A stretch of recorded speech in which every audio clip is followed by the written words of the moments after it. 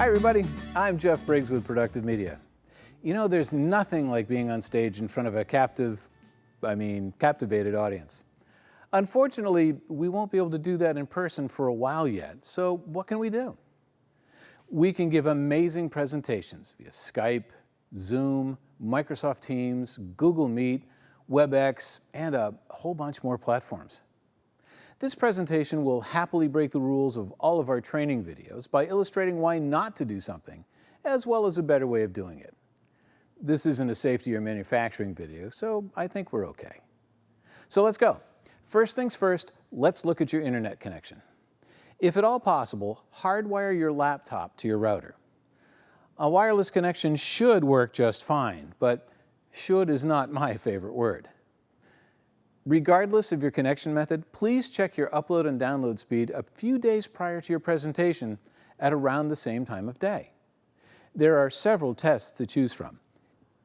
Optimally, you should be above 20 megabits per second for both upload and download speeds. Regardless of what method you choose, make sure that no one else is gaming, streaming, browsing, or doing anything online to interfere with your portion of the bandwidth, which is to say, all of it.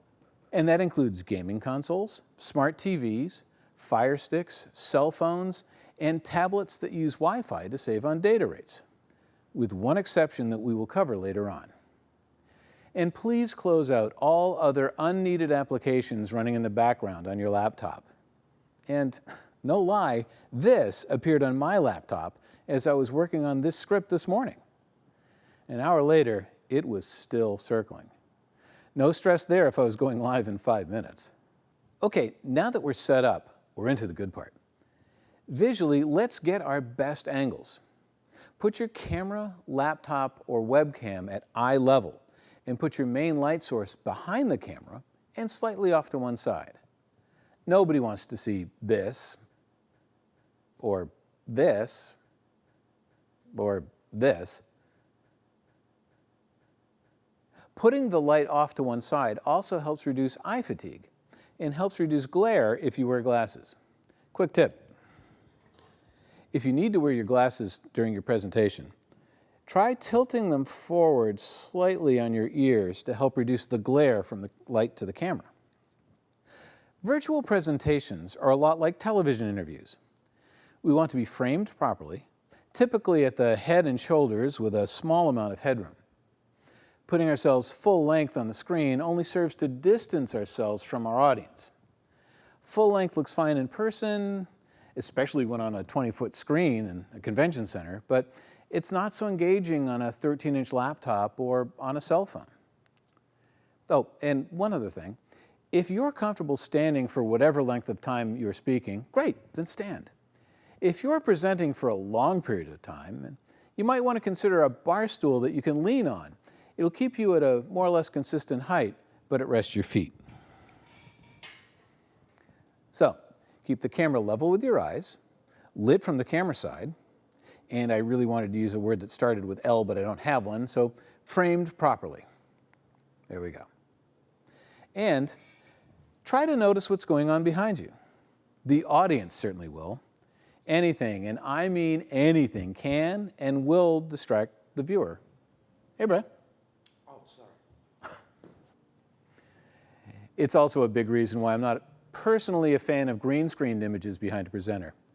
While it can look cool, it can also be very distracting. And we want to eliminate distractions as best we can. And those distractions include nervous drumming of fingers, squeaky seats, screaming toddlers, Brad cleaning a monitor, all of that. Speaking of unwanted noises, a good microphone goes a long way in helping us keep the attention of an audience. We go a little more towards the pro audio extreme by using our own wireless lavaliers, but having solid, reliable sound for your presentation is a big deal. Now, there are an abundance of adapters available for wireless or wired microphones to go to your laptop that are on the market. It really depends on your budget and technical expertise as to which you like best. For speaking presentations, most are fine. And there are several decent USB headset mics available too.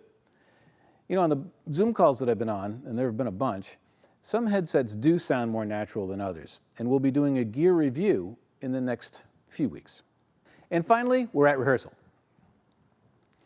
During the meeting rehearsal, do run through and test everything that you are going to do for your speaking portion. No surprises means, well, no surprises. And what does everything mean? Well, first of all, can the audience hear and see you clearly? Is there an event technician who will advance your slides, or will you be sharing your laptop screen with everyone? Can you communicate with the event MC or technical director to know when you are on or when you need to wrap? And this is where you want to have that cell phone. Not on your Wi-Fi, but on your cellular data. It should be ready to go with earbuds and its own microphone, which should be muted. This way your host can talk to you on it prior to your presentation, and, should we need to, it could be patched into the conference if the Wi-Fi connection goes bad. And look, I know we all know this, but be a fanatic about closing any tabs, toolbars, or bookmark links on your laptop if you're sharing your screen. No one wants to know about your donation to the Flat Earth Society. So that's a lot to think about, but it's also pretty simple. A well-lit and framed picture in a quiet room with a strong internet connection, one or more practice runs, and we've hit a home run. Questions? Please give us a call or shoot us an email. Want to learn about more stuff? Please like and subscribe to our YouTube channel. We will be adding videos as quickly as we can write, shoot, and edit them. Thanks. Take care.